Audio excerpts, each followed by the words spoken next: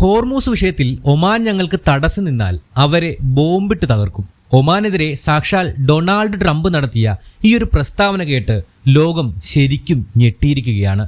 ഗൾഫിൽ ഇന്ന് വരെ ആരുമായും ഒരു തർക്കത്തിനും പോകാത്ത തികച്ചും സമാധാനപരമായ ഒരു രാജ്യത്തിനെതിരെയാണ് ട്രംപിന്റെ ഈ ഭീഷണി. ഇറാനിനി വെളുത്ത കൊടി കാട്ടി കീഴടങ്ങുകയല്ലാതെ വേറെ വഴിയില്ലെന്നാണ് ട്രംപ് പറയുന്നത്.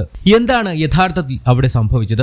എന്തിനാണ് ഒമാനെതിരെ ട്രംപ് ഇത്രയും അധികം കലിപ്പാകുന്നത്? വിഷയത്തിലേക്ക് കടക്കുന്നതിന് മുമ്പ് നമ്മുടെ ചാനൽ സബ്സ്ക്രൈബ് ചെയ്യുന്ന കാര്യം വീണ്ടും ഒന്ന് ഓർമ്മിപ്പിക്കുകയാണ്. നിങ്ങളുടെ സപ്പോർട്ടോടുകൂടി മാത്രമേ ഞങ്ങൾക്ക് മുന്നോട്ട് പോകാനായിട്ട് സാധിക്കുകയുള്ളൂ. അതുകൊണ്ട് തന്നെ ചാനൽ സബ്സ്ക്രൈബ് ചെയ്യുന്ന കാര്യം ഒന്ന് പരിഗണിക്കുക. ഇനി നമുക്ക് വിഷയത്തിലേക്ക് വരാം. ഹോർമൂസ് കടലിടുക്കിനെ ചൊല്ലി അമേരിക്കയും ഇറാനും തമ്മിൽ വലിയ പോര് നടക്കുകയാണെന്ന് നമുക്കറിയാം. കഴിഞ്ഞ ജൂണിൽ ഇവർ തമ്മിലുണ്ടാക്കിയ 60 ദിവസത്തെ വെടിനിർത്തൽ കാലാവധി ഇപ്പോൾ കഴിഞ്ഞിരിക്കുകയാണ്.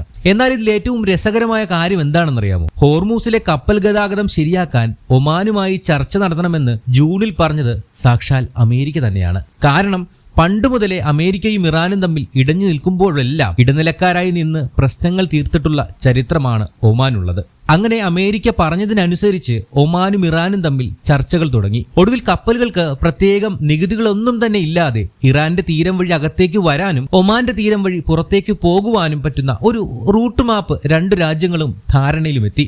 പക്ഷേ ഇതാണ് ട്രംപിനെ ചൊടിപ്പിച്ചത്. കാരണം തങ്ങൾ വഴിയല്ലാതെ പശ്ചിമേഷ്യയിൽ ഒന്നും നടക്കരുത് എന്നാണ് അമേരിക്കയുടെ ലൈൻ. ഇറാനെ ശ്വാസം മുട്ടിച്ച് അവരെ കൊണ്ട് പൂർണ്ണമായും കാല് പിടിപ്പിക്കാമെന്നാണ് ട്രംപിന്റെ ഒരു പദ്ധതി. പക്ഷേ ഒമാന്റെ ഈ സമാധാന നീക്കത്തോടെ അത് പൊളിയുകയാണ്. തങ്ങളെ പൂർണ്ണമായും സൈഡാക്കിക്കൊണ്ട് ഒമാനും ഇറാനും കൂടി ധാരണയിലെത്തിയത് ട്രംപിന് അങ്ങോട്ട് സഹിച്ചില്ല എന്ന് വേണമെങ്കിൽ പറയാം. അതോടെയാണ് ഫോക്സ് ന്യൂസിന് നൽകിയ അഭിമുഖത്തിൽ തടസ്സം നിന്നാൽ ഒമാനെ ബോംബിട്ട് തകർക്കുമെന്ന് ട്രംപ് പരസ്യമായി വിളിച്ചു പറഞ്ഞത്. ഇറാൻ നല്ലൊരു പോക്കർ കളിക്കാരാണെങ്കിലും ഇപ്പോൾ തകർന്നുകൊണ്ടിരിക്കുകയാണെന്നും അവരെ പൂട്ടാൻ തനിക്ക് യാതൊരു ധൃതിയുമില്ലെന്നാണ് ട്രംപ് പറയുന്നത്. ധൃതിയില്ലാത്തത് കൊണ്ടാണ് കേട്ടോ, അല്ലാതെ സാധിക്കാത്തത് കൊണ്ടൊന്നുമല്ല.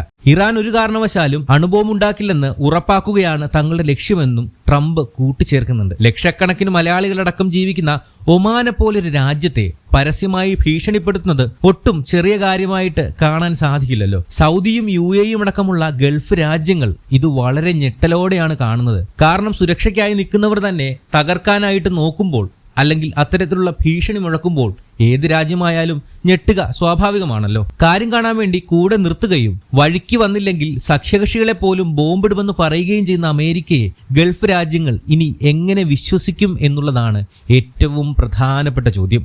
ഇറാനെ ഒറ്റപ്പെടുത്താൻ നോക്കുന്ന അമേരിക്ക ഒടുവിൽ ഗൾഫിൽ ഒറ്റപ്പെടുന്ന ഒരു അവസ്ഥയിലേക്കാണോ പോകുന്നതെന്നും കൂടി നമ്മൾ ഈ അവസരത്തിൽ ചിന്തിക്കേണ്ടിയിരിക്കുന്നുണ്ട്. കാരണം അമേരിക്കയോട് മറ്റു രാജ്യങ്ങൾക്കുണ്ടായിരുന്നത് ഒരു വിശ്വാസ്യതയാണ്. തങ്ങളെ സംരക്ഷിക്കും, അല്ലെങ്കിൽ തങ്ങൾക്കൊരു പ്രശ്നം വന്നു കഴിഞ്ഞാൽ കൂടെ നിൽക്കും എന്നുള്ള തരത്തിൽ.